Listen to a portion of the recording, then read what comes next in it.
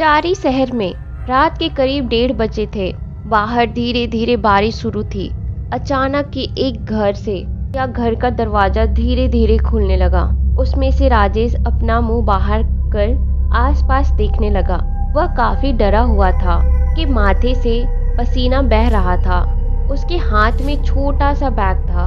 ऐसा लग रहा था मानो वह किसी से डर रहा हो। उसने आसपास एक और बार नजर घुमाई और धीरे से घर के बाहर निकला। वह धीरे धीरे रोड पर चलने लगा। उसका शरीर डर के मारे ठिठुर रहा था। आसपास के घरों को घूर रहा था। वो उस जगह से जल्दी निकल जाना चाहता था। वो कुछ ही दूरी पर चला ही था कि तभी उसके आसपास से अजीब अजीब आवाजें आने लगी, जैसे कि कोई रो रहा था, जैसे कोई चिल्ला रहा था, जैसे कोई मदद मांग रहा था। बड़ी ही भयंकर आवाजें आ रही थी। यह आवाजों को सुन वो काफी डर गया था। अचानक ही आसमान में एक बिजली चमकी। आवाजें और भी ज्यादा बढ़ने लगी। राजेश के कानों को चीरने लगी। राजेश ने अपने कानों पर हाथ रखा ताकि वह आवाज ना सुन सके, और वह आवाजें अभी भी रुक नहीं रही थी कि तभी उसने देखा कि आसपास के घरों से लाल चमकती डरावनी आंखें उसे घूर रही थी और भयंकर तरीके से चिल्ला रही थी, यहाँ आओ, यहाँ आओ। राजेश तेजी से वहां से भागने लगा और वह जहां भी जा रहा था वहां सभी घरों से उसे ऐसी ही आवाजें सुनाई दे रही थी। ऐसा लग रहा था मानो कई सारी आत्माएं उसे बुला रही हो। वो बड़ी तेजी से भाग रहा था, पर वह काफी थक चुका था। उसे पता नहीं लग रहा था कहाँ जाए। तभी एक बड़ी बिजली चमकी और उसके आसपास कई आत्माएं आ खड़ी हुई। वो सभी आत्माएं गुस्से से लाल चमकती आंखों से उसे घूरे जा रही थी। वह काफी गुस्से में लग रही थी। उनके शरीर से रक्त बह रहा था। शरीर जला हुआ नजर आ रहा था। उन आत्माओं में छोटे बच्चे भी थे जिनके आंखें नहीं थी और एक हाथ कटे हुए थे। उनमें काफी सारी चुड़ैल औरतें भी थी जिनके बाल उनके चेहरे पर आकर ढक रहे थे और उनके उल्टे पैर भी थे और गर्दन से खून बह रहा था। उन आत्माओं में काफी सारे प्रेत पुरुष भी थे। उनका चेहरा आधा कटा हुआ था और उसमें से रक्त बह रहा था। वह सभी आत्माएं काफी डरावनी थी और सभी एक साथ गुस्से से चिल्लाने लगे, यहाँ आओ, यहाँ आओ। और वह सभी चारों तरफ से धीरे धीरे उसकी तरफ आगे बढ़ने लगे। राजेश डर से कांपने लगा कि मौत उसे सामने नजर आ रही थी। चारों तरफ भयंकर नजारा था। तभी उन आत्माओं की आंखों से रक्त की धारा बहने लगी। आत्माओं के हाथों के नाखून बड़े होने लगे और वह एक साथ राजेश पर टूट पड़े। उसे नोच नोच के उन्होंने मार दिया। वह भयंकर रात गुजर गई। अगली सुबह नव्य शहर में ओम गहरी नींद में था कि अचानक ही उस पर पानी गिर पड़ा। वह बड़बड़ाकर उठ खड़ा हुआ। उसने देखा पानी उसकी बहन रीता ने डाला था। ओम गुस्से से लाल पीला हो गया कि तभी उसकी बहन रीता बोली, महाशय उठिए, सुबह के 10 बज चुके हैं और आप अभी तक सो रहे हैं।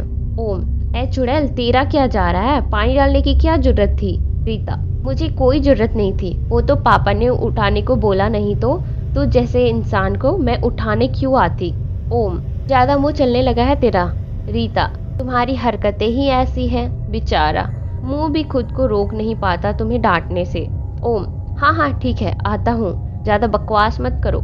रीता, हाँ तो आना ही पड़ेगा, पापा ने जो बुलाया है। थोड़ी देर में ओम खाने के टेबल पर आकर बैठ गया कि पापा न्यूज़पेपर पढ़ रहे थे कि पापा ने उसकी तरफ देखा और कहा, तो राजकुमार जी उठ गए आप? ओम, हाँ पापा, थोड़ी देर हो गई थी रात में सोने में।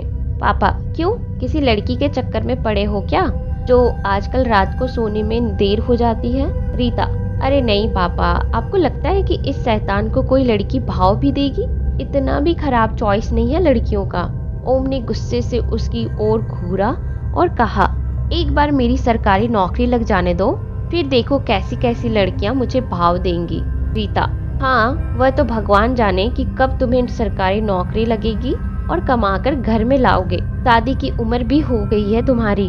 पापा, हाँ बेटा, तुमने वह भेजा था ना परीक्षा पास होने के बाद क्या हुआ उसका? ओम, हाँ पापा भेजा तो है, पर लगता नहीं है कि मेरा नंबर उसमें लगेगा। लगता है इस बार भी सरकारी नौकरी हाथ से गई। तभी की माँ बोली, बेटा तुमने काफी मेहनत की है, तुम्हें इस बार जरूर सफलता मिलेंगी। वो बोल रही थी कि तभी घर की डोरबेल बजी। सामने पोस्टमैन एक पोस्ट लिए हुए खड़ा था। जैसे ही ओम ने पोस्ट खोला, उसी के मारे वह नाचने लग गया और रीता को देखते हुए बोला, चुड़ैल, अपनी सहेलियों को बोल देना कि तेरे भाई की सरकारी नौकरी लग गई है। लड़कियों की लाइन लगेगी अब तो। सभी को बहुत खुशी हुई और आखिर ओम को सरकारी नौकरी लग गई। पर ओम को यकीन नहीं हो रहा था कि आखिरकार उसे सरकारी नौकरी कैसे लग गई। उसका नंबर काफी पीछे था और सरकारी पद काफी कम थे, पर भगवान की कृपा देखो, उसको यह नौकरी लग गई थी। उसकी नौकरी जिस शहर में लगी थी, उस शहर का नाम था चारी। अगली सुबह वह ट्रेन से चारी शहर जाने निकला। वहाँ के एक सरकारी कार्यालय में उसे नौकरी मिल चुकी थी। वह काफी खुश था, उसके सारे सपने पूरे होने वाले थे। आखिर वह इतने साल से जिस चीज के लिए मेहनत कर रहा था, वह चीज उसे मिल चुकी थी। सरकारी नौकरी के साथ ट्रेन में एक बुजुर्ग उसके पास ही बैठे थे। उन्होंने पूछा, बेटा कहाँ जा रहे हो? ओम, मेरी सरकारी नौकरी लगी है चारी शहर में, बस वहीं जा रहा हूँ। यह सुनते ही वह बुजुर्ग हैरान रह गया और वह बोला, क्या चारी शहर में? अरे बाप रे, तुम्हें भगवान ही बचाए अब। ओम को यह सुनकर काफी अजीब लगा। ओम, क्यों, ऐसी क्या बात है उस शहर में? आप ऐसा क्यों बोल रहे हो? बुजुर्ग, बेटा वह शहर नहीं, शैतानों का घर है, श्रापित शहर है वो। यह ट्रेन तो उस शहर के प्लेटफॉर्म पर भी नहीं रुकती है, हमें अगले शहर के स्टेशन उतरना पड़ेगा। ओम, हाँ मैंने रिजर्वेशन करवाया था, तब देखा था कि यह ट्रेन चारी स्टेशन पर नहीं रुकती है, पर वजह कुछ और भी तो हो सकती है। स्टेशन नया बन रहा होगा और मैं ऐसी बातों को नहीं मानता। बुजुर्ग, बेटा बस एक सलाह दूंगा, जैसे अभी जा रहे हो वैसे ही वापस अपने घर लौट जाओ, उस शहर में मत जाओ। बाकी अब तुम्हारी मर्जी, अपना ख्याल रखना, क्योंकि जान से ज्यादा जरूरी सरकारी नौकरी नहीं है। ओम ने बुजुर्ग की बातों को अनदेखा कर दिया। कुछ ही देर में चारी स्टेशन से होते हुए ट्रेन आगे बढ़ गई। ओम देखा कि स्टेशन पूरा वीरान पड़ा हुआ था, वहाँ कोई भी नहीं था और ट्रेन आगे बढ़कर उसके अगले रत्नमाला स्टेशन पर पहुंच गई और हाथों में बैग लिए हुए ओम उस ट्रेन से नीचे उतरा। कौन है वो भयंकर आत्माएं? क्यों उन्होंने राजेश को मारा? क्या सच्चाई है चारी शहर की? क्या ओम की मुसीबतें बढ़ने वाली हैं? ओम रत्नाकर स्टेशन पर पहुंच चुका था। वहां से करीब 45 मील दूर चारी शहर था। उसे काफी अजीब लगा कि आखिर ट्रेन चारी स्टेशन पर क्यों नहीं रुकती, और ये भी कि वो बुजुर्ग ऐसी बातें क्यों बोल रहा था। खैर, उसने इन सब बातों को दिल से निकाला और चेहरे पर मुस्कान लाकर अपनी सरकारी नौकरी जल्दी ज्वाइन करने का सोचने लगा। वो रत्नमाला स्टेशन के बाहर निकला। कई सारे रिक्शे वालों से चारी शहर जाने को कहा। कई बोले कि उस नर्क के शहर हम नहीं जाएंगे, और कुछ ने तो नाम सुनते ही वहां से रिक्शा भगा ली। ओम सफर से काफी थक चुका था। उसे जल्दी से चारी शहर पहुंचकर अपने सरकारी आवास में एक प्यारी नींद लेनी थी और कल से नौकरी ज्वाइन करनी थी, पर यहाँ तो कोई उसे वहाँ ले जाने को तैयार ही नहीं था। ओम, लगता है कि लोग भी उस बुजुर्ग के जैसे भ्रम में जी रहे हैं। अब मुझे वहाँ कौन लेकर जाएगा? चलकर भी नहीं जा सकता, काफी दूर जो है। तभी एक रिक्शा वहाँ आकर ओम के सामने आकर खड़ी हो गई। उस रिक्शा का मालिक राजा राम था। राजा राम बोला, आपको चारी शहर जाना है? ओम, हाँ आप ले चलोगे? राजा राम, हाँ मैं वहीं का हूँ। कुछ रिक्शे वाले आपस में बात कर रहे थे कि कोई शख्स चारी शहर जाने को रत्नमाला आया है। मैंने वो सुन लिया। आप ही इंतजार करते नजर आए तो लगा आपको ही जाना होगा, तो रिक्शा यहाँ ले आया। ओम, आखिरकार कोई तो मिला। आसपास सभी लोग उन्हें घूर रहे थे। राजा राम, भाड़ा मैं 3 गुना लूंगा, क्योंकि सिर्फ चारी की सवारी और चारी से रत्नमाला स्टेशन किसी को पहुंचाना हो तभी यहाँ इतना दूर आता हूँ। भाड़ा मंजूर है तो जल्दी से आकर बैठ जाओ। ओम, अरे 3 गुना नहीं 4 गुना ले लेना। अब चलो। ओम अंदर बैठ गया। राजा राम ने रिक्शा शुरू की और वो चारी शहर जाने निकले। ओम कब से वहाँ खड़ा था मैं, आखिर तुम मिले, वरना मैं चारी शहर जा भी पाता या नहीं। राजा राम साहब, वहाँ के रिक्शे वाले मुझे वहाँ रिक्शा लगाने नहीं देते। कहते हैं मैं श्रापित शहर से हूँ, इसीलिए मैं स्टेशन से थोड़ी दूर रिक्शा लगाता हूँ। कुछ दिनों बाद ही कोई सवारी मिलती है, इसीलिए 3 गुना पैसे लेता हूँ ताकि परिवार का भी खर्चा निकाल सकूं। ओम, हाँ सही बात है, पर मुझे ये बताओ ट्रेन चारी स्टेशन पर क्यों नहीं रुकती। राजा राम, क्या कहूँ साहब, सरकार ने भी हमारे शहर से मुंह मोड़ लिया है। कोई इस शहर में आना नहीं चाहता। बस कुछ लोग ही यहाँ रहते हैं अब। बाकी थे वो यहाँ से उस हादसे के बाद किसी दूसरे शहर चले गए। पूरा शहर वीरान पड़ा है। बस कुछ ही लोग अब यहाँ रहते हैं क्योंकि उनके पास कहीं और जाने के पैसे नहीं हैं। ओम, कौन सा हादसा। राजा राम, बड़ी फैक्ट्रियाँ थी साहब यहाँ केमिकल्स की। आधे से ज़्यादा शहर के लोग वही नौकरी करते थे। एक रात फैक्ट्री में आग लगने से उन केमिकल्स की जहरीली गैस पूरे शहर में फैल गई और देखते ही देखते काफ़ी लोग मारे गए। बस तब से शहर वीरान हो गया। आसपास के शहरों के लिए श्रापित शहर हो गया। कुछ देर बाद रिक्शा चारी शहर पहुंची। आसपास के सभी घर और इमारतें वीरान पड़ी हुई थी। ओम को और ज़्यादा कुछ पूछना सही नहीं लगा। थोड़ी देर में रिक्शा एक सरकारी आवास के सामने आकर रुक गई। आसपास कई पेड़ और कुछ घर थे, पर पूरा मोहल्ला वीरान ही था। ओम रिक्शे से नीचे उतरा और उसने राजा राम को पैसे चुकाए। राजा राम साहब, इस शहर के बारे में इतना सुनने के बाद क्या आपको यहाँ रहना चाहिए, या आप सोचते हो कि आपको यहाँ रहने में डर नहीं लगेगा। ओम, जब आप जैसे अच्छे लोग यहाँ रह सकते हैं तो मैं क्यों नहीं। मुझे बड़ी मेहनत से सरकारी नौकरी लगी है और इस जैसी वजह से मैं यह नौकरी नहीं छोड़ूंगा।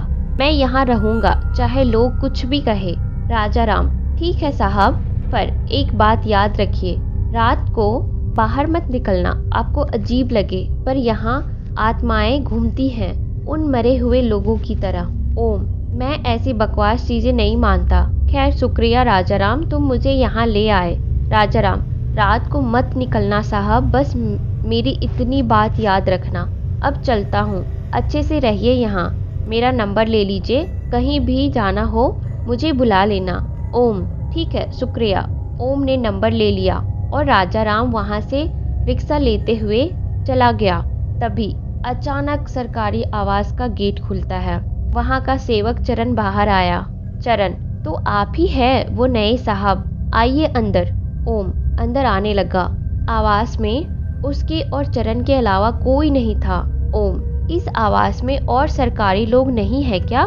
चरण साहब, मुझे तो इस बात का आश्चर्य हो रहा है कि आप यहाँ कैसे आ गए। यहाँ कोई सरकारी नौकरी लगने पर भी नहीं आता। ये शहर श्रापित जो है, रिक्शे वाले ने भी आपको बता ही दिया होगा। ओम, हाँ, पर आप सब भी तो यहाँ रहते ही हो ना। चरण, नर्क में कौन रहना चाहेगा साहब, बस समझ लीजिए कि मजबूरी है। खैर, मुझे लगा था कि आप भी नहीं आएंगे, पर आप आ गए। आइए आपका कमरा दिखा दूं।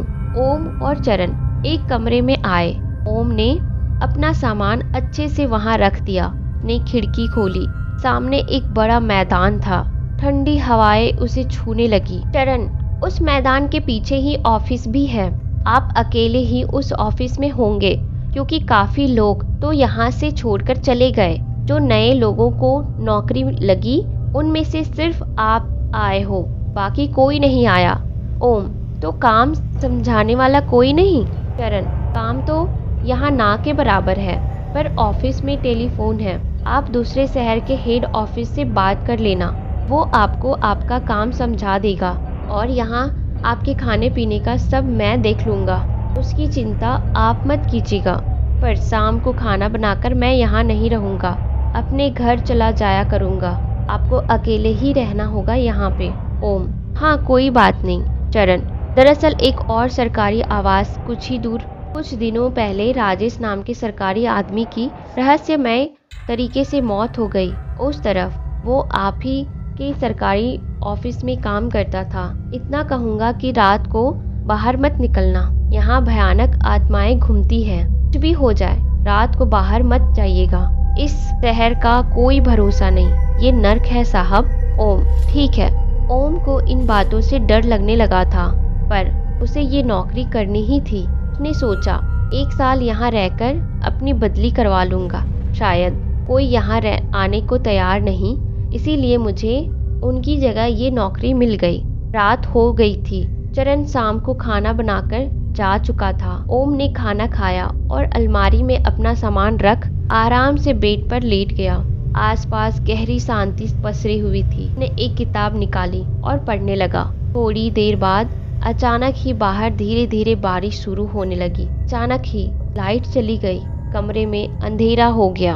ओम उठा और उसने खिड़की खोली। फिर से ठंडी हवाएं उसके चेहरे से आकर टकराने लगी। कुछ बारिश की बूंदें भी उसके चेहरे पर आ रही थी। आसपास काफी शांति थी। कुछ देर तक वो खिड़की के पास ही खड़ा रहा। तभी उसे अचानक मैदान की ओर से कोई शोर सुनाई दिया। वो शोर बच्चों का था। ओम अरे वाह, यहाँ तो बच्चे भी खेल रहे हैं, मतलब आसपास और भी लोग रहते हैं। अच्छा है, इस वीरान शहर में कुछ लोग तो नजर आए। बच्चों से जाकर बात करता हूँ। उसने ठीक से उस मैदान की ओर देखा। बारिश के कारण ज्यादा कुछ दिखाई नहीं दे रहा था, पर ऐसा लग रहा था मानो कई सारे बच्चे मैदान में खेल रहे हो। उसे कुछ बच्चे दिखे भी। ये देखकर ओम खुश हुआ। बारिश काफी हल्की पड़ रही थी। ने लालटेन जलाई और उस कमरे से बाहर निकलकर फिर सीढ़ियों से नीचे उतरकर उस अंधेरी रात में वो उस मैदान की ओर उन बच्चों को देखने आगे बढ़ने लगा। क्या वो बच्चे सच में इंसान हैं या वो आत्माएं हैं? क्या ओम भी राजेश की तरह मारा जाएगा या वो इस शहर से निकल जाएगा? ओम धीरे धीरे आगे उस मैदान की तरफ आगे बढ़ रहा था। बारिश अब कुछ थम सी गई थी। से कुछ दूर अंधेरे में कुछ बच्चे नजर आए। वो पास जाने लगे। बच्चे अब गोलाकार आकार बनाकर आपस में कुछ बातें कर रहे थे। ओम लगभग उनके पास पहुंच चुका था। ओम बच्चों, क्या मैं तुम्हारा दोस्त बन सकता हूँ? क्या मैं तुम्हारे साथ खेल सकता हूँ? ओम के इतना कहते ही उन बच्चों की बातें बंद हो गई। गहरा सन्नाटा छा गया। अजीब सी शांति छा गई। ओम उनकी तरफ देख रहा था। उसे अब तक जवाब नहीं मिला। अब सारे बच्चे ओम की तरफ मुड़े। अंधेरे में उनके चेहरे नहीं दिख रहे थे। ओम ने फिर पूछा, लो बच्चों, मैं यहाँ नया हूँ, क्या आप मुझे अपना दोस्त बना सकते हैं? अचानक ही सारे बच्चे हंसने लगे। उनकी हंसी भयानक थी। अचानक वो हंसी चिल्लाहट में बदल गई। एक एक करके सारे बच्चे चीखने लगे। वो काफी रोने लगे, मानो उन्हें काफी दर्द हो रहा हो। भयानक डरावना माहौल बन चुका था कि तभी एक बड़ी बिजली आसमान में चमकी। उस बिजली की रोशनी में सामने का नजारा देख ओम पूरी तरह से दहल उठा। उन सभी बच्चों के चेहरे उसे साफ नजर आए कि आंखों और नाक से रक्त बह रहा था। भी का एक हाथ कटा हुआ था।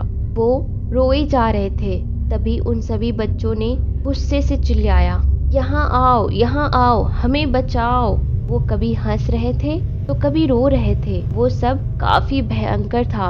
वो ओम की तरफ आगे बढ़ने लगे। ओम काफी सहम गया था, पर उसने हिम्मत जुटाई और वहां से तेजी से अपने घर की तरफ भागा। सारे बच्चों की आत्माएं उसके पीछे भयानक तरीके से चीखते हुए भाग रही थी। ओम जान बचाते हुए किसी तरह सरकारी आवास पहुंचा।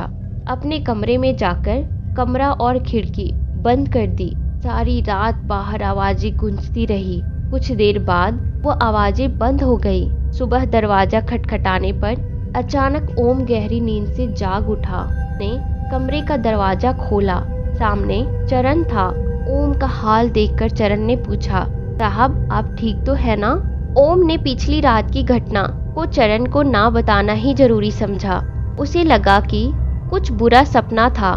शायद यहाँ की ऐसी वैसी बातें सुनकर उसे भ्रम हुआ होगा। वो भ्रम का नाम देकर खुद को ही दिलासा दे रहा था, क्योंकि कल रात की घटना जो सच में हुई थी वो सच थी, क्योंकि वो ये नौकरी नहीं छोड़ना चाहता था। नाश्ता करके वो चरण के साथ ऑफिस पहुंचा। इस बार ऑफिस के रास्ते पर कहीं कहीं कुछ लोग दिख रहे थे, कुछ दुकानें भी खुली हुई उसे नजर आई। ओम, लोग रह रहे हैं यहाँ, ये अच्छी बात है। चरण, हाँ साहब, बस कुछ लोग ही, शहर में सिर्फ शाम तक दिखाई देंगे, किसी से बात भी नहीं करते, अपना काम करते ही घर में कैद हो जाते हैं। क्या करेंगे, मजबूरी है, इस नर्क में रहना पड़ रहा है, वरना रात को तो आत्माओं का खौफ है। ओम ने रात की घटना याद की, पर ये बोल के टाल दी कि आत्मा वात्मा कुछ नहीं होता है। वो काम पर लग गया। हेड ऑफिस से बात कर कुछ फाइल्स पूरी करके अब वो ऑफिस से निकल रहा था। शाम होने में कुछ समय बाकी था। अब कुछ लोग जो वहाँ रहते थे उनका भी दिखना अब रास्तों पर बंद हो गया था। दुकानें भी बंद हो चुकी थी। चरण सरकारी आवास पर खाना बनाने चला गया था।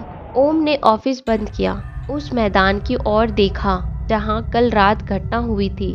उसके पीछे ही उसका सरकारी आवास था। वो रोड से होते हुए उसके घर की तरफ जाने लगा कि तभी एक खिलौने वाली गेंद आकर उसके सिर पर लगी। उसने देखा एक 2 मंजिला इमारत की खिड़की पे कोई 6 से 8 साल की बच्ची उस गेंद की तरफ देख रही थी। ओम ने उसे देखा और मुस्कुराया। वो भी उसे देखकर स्माइल की। ओम ने वो गेंद उसकी तरफ फेंक दी। वो लड़की और भी ज्यादा खुश हो गई, पर ओम को लगा कि उस लड़की के पीछे कोई खड़ा था। शायद उसकी माँ थी, पर ठीक से नजर नहीं आ रही थी। अचानक वो खिड़की जहाँ लड़की खड़ी थी वो बंद हो गई। ओम को लगा शायद चरण ने कहा था, वैसे यहाँ के लोग को मिलना जुलना पसंद नहीं। वो आगे बढ़ा और कमरे पर आ गया। रात को खाना खाने के बाद वो फिर से कमरे में किताब पढ़ रहा था। उसके मन में कल रात घटी घटना थोड़ा डर की फीलिंग दिला रही थी, पर उसमें काफी हिम्मत थी। उसने जाकर खिड़की खोली। हर तरफ अंधेरा और आसपास काफी सन्नाटा था। चांद की हल्की रोशनी में उसने देखा मैदान की तरफ उसे वो लड़की जो ओम को दिखी थी 2 मंजिला इमारत की खिड़की पर। वो अकेली ही उस मैदान में खेलती हुई नजर आई, उसी गेंद के साथ जो ओम ने उसे वापस दी थी। ओम ने आवाज लगाई। उस लड़की ने ओम की खिड़की की तरफ देखा। वो मुस्कुरा उठी और हाथ हिलाने लगी। ओम भी उसे देखकर स्माइल करने लगा कि तभी अचानक ही आसमान में बादल गरजने लगा। बारिश शुरू हो गई। वो लड़की काफी डर गई। ओम ने देखा तो वो दहल उठा। वो शैतानी बच्चों की आत्माएं उस बच्ची की तरफ आगे बढ़ रही थी। हर तरफ चीखने की आवाजें आने लगी। वो लड़की डरकर अपने कान पकड़े हुए नीचे बैठ गई। ओम जल्दी से कमरे से निकल उसे बचाने मैदान की तरफ भागा। उन बच्चों की आत्माएं लगभग उस बच्ची की तरफ उसे मारने ही आ गई थी कि ओम आ पहुंचा। उसने उस डरी हुई बच्ची को उठाया और भागने लगा, पर अचानक ही उसके सामने कई महिलाओं की आत्माएं जिनके लंबे बाल चेहरे तक थे और पैर उल्टे थे। वो सभी गुस्से से रो रही थी और चीख रही थी। आसपास से भी बाकी आत्माएं आने लगी। अब ओम और वो लड़की फंस चुके थे। बचना अब बहुत मुश्किल था। तभी कुछ भभूति जैसा उन आत्माओं पर पड़ा। वैसे ही वो आत्माएं चीखती हुई वहां से गायब हो गई। वहां एक महिला आ पहुंची जो काले कपड़े में सजी हुई थी और गले में कई मालाएं थी। बच्ची माँ बोलते हुए उससे लिपट पड़ी। उसकी माँ का नाम श्रावणी था और बच्ची का राधा। श्रावणी, जल्दी चलो मेरे घर, आज आत्माएं काफी गुस्से में हैं, वो वापस आएंगी। राधा और श्रावणी के साथ ओम उनके घर आया। दूसरी मंजिल पर बने उनके कमरे में आए। कमरे में दीवारों पर मंत्र लिखे हुए थे और नींबू लटकाए गए थे। श्रावणी, मेरे मना करने के बाद भी तुम बाहर क्यों गई? वो आत्माएं तुम्हें मार देती तो? मैं पूजा करने में लीन थी, उसका फायदा उठाकर तुम बाहर खेलने निकल गई। अच्छा हुआ, सही वक्त पर मैं आ गई। राधा, माफ कर दो माँ, अब नहीं जाऊंगी। आप मुझे बाहर जाने ही नहीं देती, इसीलिए आज मैं आपको बिना बताए चली गई। श्रावणी, बेटा बाहर काफी खतरा है, मैं तुम्हें सुरक्षित रखना चाहती हूँ। खैर अब मत जाना कभी। और आपका शुक्रिया, आप बिना देर किए मेरी बेटी को बचाने आ गए। आप है कौन? ओम ने उन्हें सारी बात बताई। ओम, आप यहाँ क्यों रह रही है और ये आत्माओं को कैसे आपने रोक दिया? मुझे अब पूरा यकीन हो गया कि ये शहर सच में श्रापित है और यहाँ आत्माओं का वास है। श्रावणी, ये हमारा घर है। मैं और मेरी बच्ची यहाँ से कहाँ जाएं? मेरे पिता एक बड़े तांत्रिक थे। मैंने कुछ विधियाँ और मंत्र सीखे थे उनसे, जो आज मेरे और मेरी बच्ची को सुरक्षित रखने में काम आ रही हैं। ओम, उस जहरीली गैस के हादसे के बाद ये जगह ऐसी क्यों हो गई? श्रावणी, वो कोई हादसा नहीं था।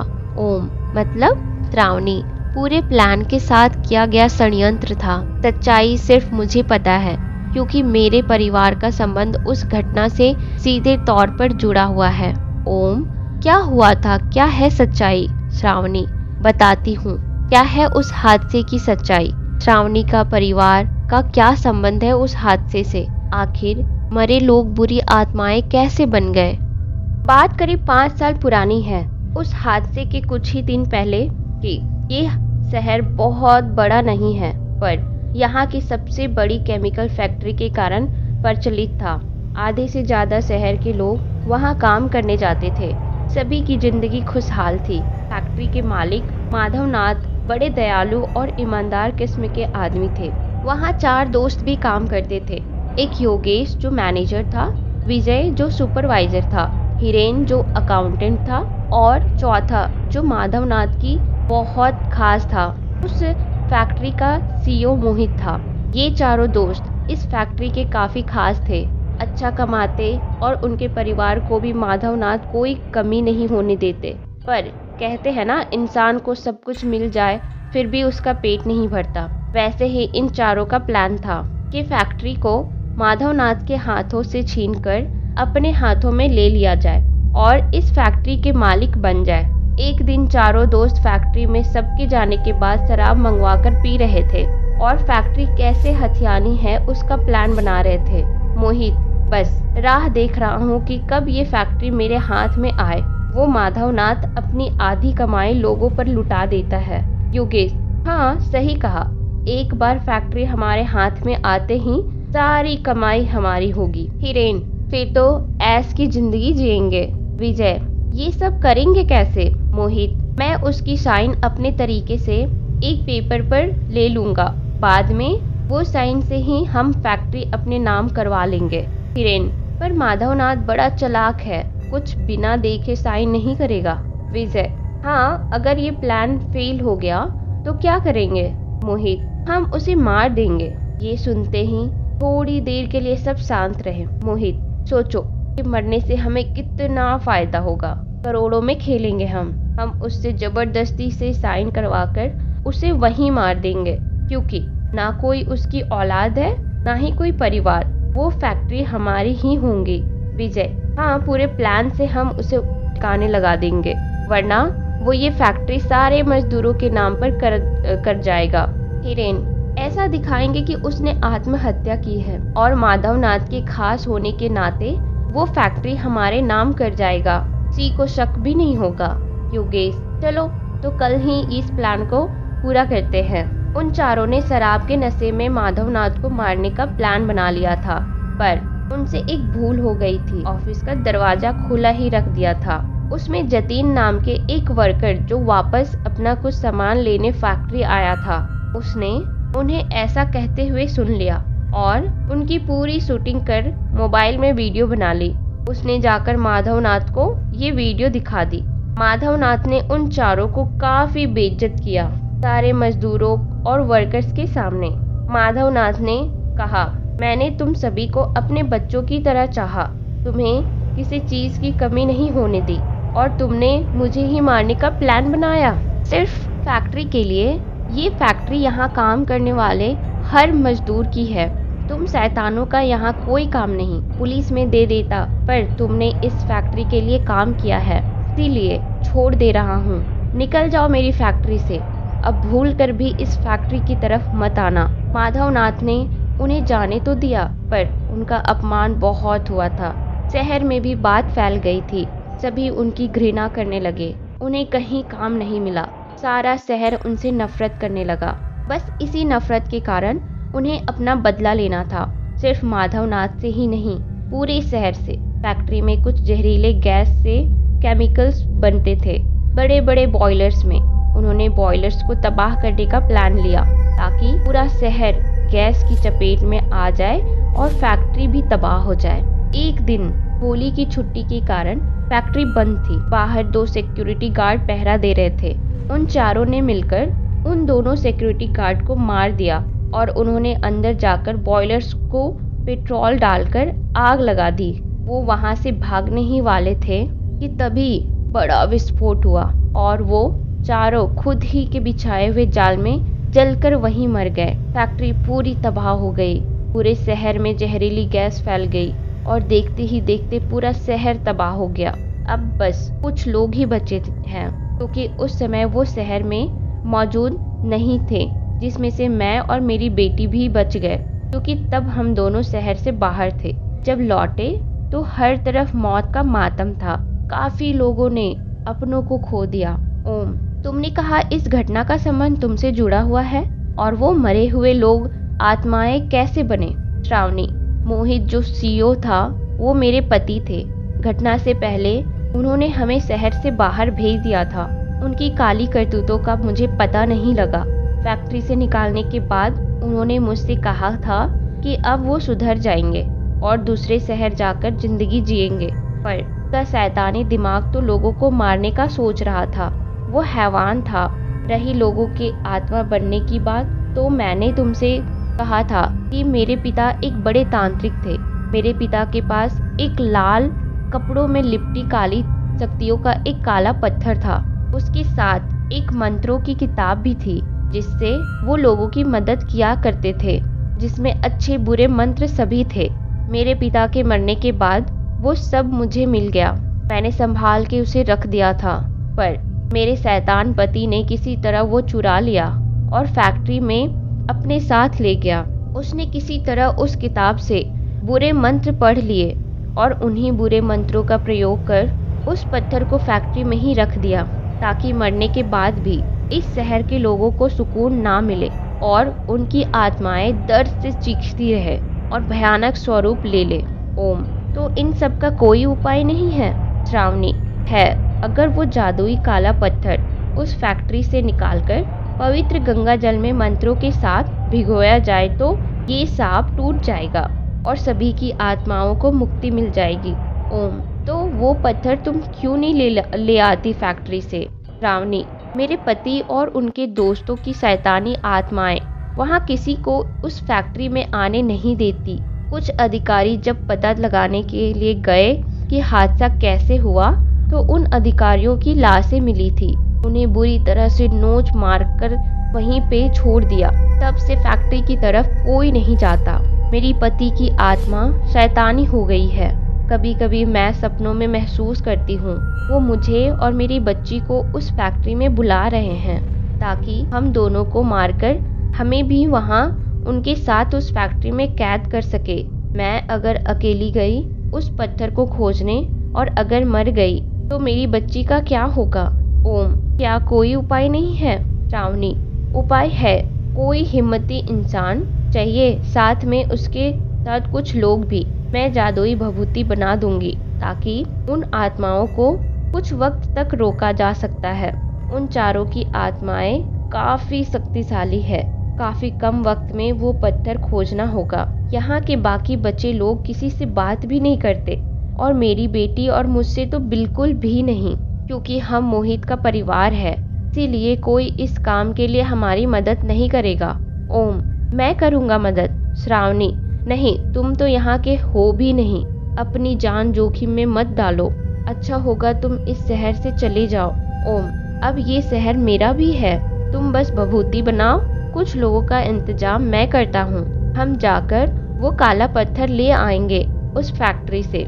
इस शहर को फिर से खुशनुमा बनाएंगे। श्रावणी, शुक्रिया, मैं तैयारियां करती हूँ। क्या ओम उस पत्थर को ला पाएगा या वो भी मारा जाएगा? इतनी भयानक है उन चारों की आत्माएं। क्या शहर की आत्माएं मुक्त होंगी? ओम ने साथियों का जुगाड़ करना शुरू किया। उसने रिक्शे वाले राजा राम को और सरकारी आवास के सेवक चरण की सारी कहानी सुनाई। दोनों की मदद मांगी। चरण, खतरा तो बहुत है साहब। ओम, हाँ, पर अगर तुम्हें ऐसी जिंदगी नहीं चाहिए तो मेरा साथ दो। ये मैं अकेले नहीं कर सकता हूँ। राजा राम, हाँ, वैसे भी मर मर के ही तो जी रहे हैं। रात को आत्माओं की वजह से निकलना तक मुश्किल है। ओम, हाँ, अगर हम कामयाब हुए तो ये शहर को फिर से नया जीवन मिलेगा। चरण साहब, आप तो दूसरे शहर से आकर इस शहर की मदद करना चाहते हो तो मैं आपके साथ हूँ। हम जाएंगे उस फैक्ट्री में और उनका सामना करके उस पत्थर को ले आएंगे। राजा राम, मैं भी चलूँगा आपके साथ। हम इस शहर को फिर से खुशहाल बनाएंगे। थोड़ी देर में वो सब निकलने वाले थे। श्रावणी ने काफी भभूति बना ली थी। श्रावणी भी बोली, मैं भी चलूंगी सबके साथ। बार हमें वो पत्थर लाना ही होगा। ओम, नहीं, तुम राधा का ख्याल रखो। तुम्हें कुछ हो गया तो वो कैसे जिएगी? श्रावणी, मुझे पता है, पर मैं भी मदद करना चाहती हूँ। राधा, मैं भी मदद करना चाहती हूँ। ओम, वाह बेटा, आप भी अपनी मम्मा की तरह बहादुर हो, पर मैं संभाल लूंगा। उस पत्थर को ले आऊंगा। श्रावणी, तुम तो हमारी मदद कर ही रही हो। तुम अपने पति द्वारा किए गए गलत कामों को सही करने में लगी हो। इस शहर की मदद करने के लिए ही तुम इस शहर में रह रही हो। ना सब कुछ होते हुए भी तुम दोनों बस भगवान से प्रार्थना करना कि हमारा काम सफल हो जाए। राधा ने ओम को गले लगा लिया। उसी ओम में अपनापन नजर आता था। श्रावणी, ठीक है, तुम सभी अपना ख्याल रखना। ज्यादा खतरा लगे तो बिना देर किए अपनी जान बचाकर बाहर निकल आना। ओम, ठीक है। सारी तैयारी हो गई थी। सबने भभूति अपने पास रख ली थी। राजा राम की रिक्शा में तीनों फैक्ट्री की तरफ जाने लगे। शाम हो गई थी। वो तीनों फैक्ट्री के पास पहुंचे। फैक्ट्री जली हुई हालात में थी। काफी भयानक लग रही थी और काफी बड़ी भी थी। बाहर रिक्शा लगाकर तीनों सावधानी से आगे बढ़े। जैसे ही वो फैक्ट्री के द्वार के पास पहुंचे, वैसे ही एक लोहे का सलिया उन पर आकर गिरा। सही वक्त पर तीनों पीछे हट गए। ओम, संभाल के, ये तो बस शुरुआत है। फैक्ट्री के अंदर काफी अंधेरा था। इन्होंने टॉर्च जलाई। फैक्ट्री काफी बड़ी थी, इसीलिए इन्होंने फैसला किया वो अलग अलग जाकर उस पत्थर को खोजेंगे। ओम, भभूति हाथ में ही रखना। ज्यादा खतरा होने पर चिल्ला देना। हम बाकी मदद को आएंगे। सबने इशारे से मुंह हाँ में हिलाया। तीनों अब अलग हो गए। उस पत्थर को खोजने लगे। तीनों एक दूसरे से काफी दूर थे। अब वो एक विशाल फैक्ट्री। चरण एक कमरे में सामने आया। कमरे में पूरी तरह अंधेरा था। वो कमरे के अंदर छानबीन करने लगा। उसे ऐसा लगा मानो कोई उसके पीछे है। उसने भभूति उस तरफ फेंकी। किसी के चीखने की भयंकर आवाज आई। वो आवाज पूरे फैक्ट्री में गूंज उठी। उस आवाज से चरण दहल उठा। फिर उसने खुद को संभाला और कमरे में छानबीन करने लगा। तभी भयंकर हंसी उसे सुनाई दी, जो कमरे के अंदर से ही आई थी। उसका दिल ये सुनकर जोरों से धड़कने लगा। उसे पसीना आने लगा। टॉर्च को उस हंसी वाली आवाज की तरफ किया। उसने जो देखा सुन पड़ गया।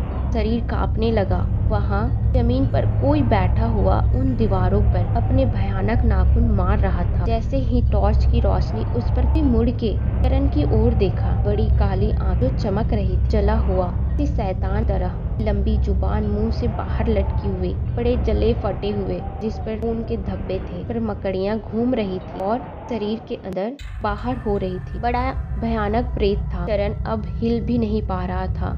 डर के मारे उसके हाथ से भभूति नीचे गिर गई थी। उसका हाथ भी उठ नहीं रहा, डर से थरथरा रहा था। तभी उस भयानक प्रेत ने गुस्से से उस पर हमला किया और चरण को उल्टा उठाकर दीवारों पर रेंगने लगा। चरण डर के मारे चिल्ला भी नहीं पा रहा। राजा राम मशीनरी के बड़े से कमरे में आया। वहाँ कई सारी मशीनरी जली हुई हालात में पड़ी हुई थी। वो टॉर्च के सहारे आसपास देखने लगा। अचानक ही उसे लगा मानो कोई जानवर की तरह मशीनरी के नीचे से रेंगता हुआ गुजरा। राजा राम डर के मारे कांपने लगा। और भभूति यहाँ वहाँ फेंकने लगा। देर बाद सब शांत रहा। वो फिर से उस पत्थर को खोजने लगा। तभी उसके टॉर्च वाले हाथ पर चिपचिपा सा पदार्थ आकर गिरा। टॉर्च ऊपर की तरफ की। वहाँ का नजारा देख के रोंगटे खड़े हो गए थे। उसका शरीर सुन्न पड़ गया। ऊपर किसी चमगादड़ की तरह लटका हुआ एक भयंकर प्रेत उसे गुस्से से घूर रहा था कि सारे शरीर से चिपचिपा पदार्थ आकर नीचे गिरने लगा। आंखों से कीड़े निकल रहे थे। शरीर पूरा जला हुआ भयानक शैतान था। तभी उसने राजा राम पर छलांग लगाई और उसे पकड़कर ऊपर की ओर ले जाने लगा और राजा राम भी डर के मारे चिल्ला नहीं पाया। इस तरफ ओम भी पत्थर की खोज में लगा हुआ था। अचानक ही के पैर को किसी चीज से टक्कर हुई। ने टॉर्च से उस तरफ घुमाई। वो चीज कुछ और नहीं बल्कि वही काली शक्तियों वाला काला पत्थर था। ओम को वो पत्थर मिल चुका था। वो जोरों से चरण और राजा राम को चिल्लाकर अपने पास बुलाने लगा, पर की आवाज सिर्फ उस फैक्ट्री में गूंज रही थी। चरण और राजा राम की कोई आवाज नहीं आई। वो थोड़ी देर चुप रहा। अचानक ही ऊपर से चरण और राजा राम की चीखने की आवाजें आने लगी। ओम ने टॉर्च ऊपर की तरफ घुमाई। वो सामने का नजारा देख सहम गया। ऊपर दो भयानक प्रेत चरण और राजा राम को उल्टे पकड़े हुए ओम की तरफ गुस्से से घूर रहा था। अचानक ही आसपास से काफी चीखने की आवाजें आने लगी। अचानक ही उस फैक्ट्री में फिर से आग लगने लगी। वो आग धीरे धीरे फैल रही थी। तभी रोशनी में ओम ने जो देखा वो पूरी तरह हिल गया। कि सामने दो और भयानक प्रेत खड़े थे। दोनों ही शैतानी और पूरा शरीर जला हुआ और शरीर पर मकड़ियां चल रही थी। आंखें उनकी मगरमच्छ की तरह डरावनी और उनकी जली हुई चमड़ियां शरीर से कटकर लटक रही थी। वो ऊपर के दोनों प्रेत भी उनके हाथों में जकड़े चरण और राजा राम को लिए हुए उन नीचे खड़े दो प्रेतों के पास आ गए। वो चारों वही दोस्त थे जो प्रेत बनकर इस फैक्ट्री में अभी भी मौजूद थे। ओम ने बिना देर किए भभूति उनकी तरफ फेंकी, पर तेज आती हवा से कि भभूति वापस उसी की तरफ आ गई। तभी मोहित प्रेत चिल्लाया, मोहित प्रेत, तुम हमें मारना चाहते हो? वो पत्थर हमारी आत्माओं की जिंदगी है। उसे हम तुम्हें यहाँ से ले जाने नहीं देंगे। ये हमारी फैक्ट्री है। ओम, जो काम तुमने किया है पापी, तुम्हें तो आत्मा के रूप में भी जीने का कोई हक नहीं है। मोहित प्रेत, हा हा हा हा हा, तेरी बोटी बोटी हम खा जाएंगे। तभी वहाँ खड़े एक प्रेत ने हमला किया। ओम भभूति फेंक ही पाता तब तक उस प्रेत ने ओम को जकड़ लिया। अब तीनों साथी उन प्रेतों के हाथों में थे। मोहित प्रेत, मार दो इनको, इनका मांस नोच कर खा जाओ। जैसे ही प्रेत उन्हें मारते तभी भभूति आकर उन प्रेतों पर गिर पड़ी। के दर्द से प्रेत उन तीनों को छोड़ दिए। वहाँ श्रावणी और राधा उनकी मदद को आ पहुँचे। दोनों माँ बेटी बहुत ही हिम्मत दिखा रही थी। श्रावणी अपने साथ गंगा जल भी ले आई थी। श्रावणी, मोहित, अब तुम्हारी शैतानी ताकत खत्म होगी और तुम्हारे पापों की सजा तुम्हें मिलेंगी। ओम, वो पत्थर मुझे दो। ओम जल्दी से उस पत्थर को लिए श्रावणी के पास पहुंचा। चारों प्रेत उन्हें मारने आगे बढ़े, पर चरण और राजा राम ने जल्दी से भभूति ली और उन प्रेतों पर डाल दी और उन्हें रोक दिया। तब तक ओम ने वो पत्थर गंगा जल में डाल दिया। तभी श्रावणी कुछ मंत्र बड़बड़ाई और देखते ही देखते वो चारों प्रेत जलने लगे और जलकर भस्म हो गए। सारे शहर में चीखें गूंज उठी। फिर कुछ देर बाद सब कुछ शांत हो गया। शहर आत्माओं से मुक्त हो गया। श्रावणी ने सबका आभार माना। आखिरकार शहर इस नर्क की दुनिया से बाहर निकला। अब शहर में फिर से खुशियां लौट आई थी। अब लोग रात में बाहर निकल रहे थे। वहाँ की जिंदगी अब फिर से अच्छी हो रही थी। अब बाहर से भी लोग वहाँ रहने आ रहे थे। ट्रेन भी अब 4 स्टेशन पर रुकने लगी थी। बाकी बच्चे सारे लोग अब खुश थे। ओम और उसके साथियों ने भी लोगों को समझाने में मदद की। अब सब कुछ सही था। ओम वही नौकरी करता रहा। कुछ साल बाद उसने श्रावणी से शादी कर ली और राधा का एक पिता की तरह ख्याल रखने लगा। आशा करती हूँ दोस्तों आपको ये कहानी अच्छी लगी हो, और अगर अच्छी लगी हो तो मुझे कमेंट सेक्शन में ज़रूर बताना और मेरी चैनल को सब्सक्राइब ज़रूर करना, ताकि आप इस तरह की कहानियाँ आगे भी सुनते रहें। और अगर किन्हीं के पास अपनी खुद की कोई हॉरर स्टोरी है या एक्सपीरियंसेस है तो आप मुझे इंस्टाग्राम पे मैसेज कर सकते हो। मैं आपकी कहानी को आवाज़ ज़रूर दूँगी।